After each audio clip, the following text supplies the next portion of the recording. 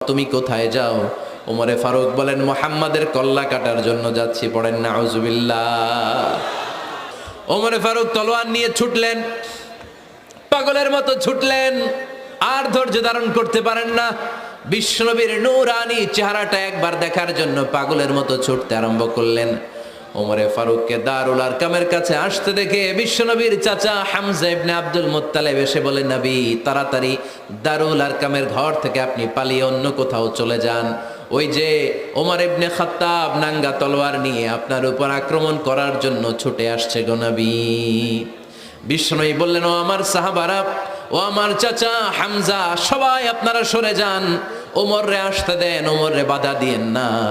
কারণ কিছুদিন আগে তাহাজ্জুদের নামাজ পড়ে আমি আল্লাহর কাছে একটা বিশেষ দোয়া করেছি, আমার মন বলছে ওই দোয়াটা আল্লাহ কবুল করতে শুরু করেছে। ওমরে ফারুক চলে আসলেন।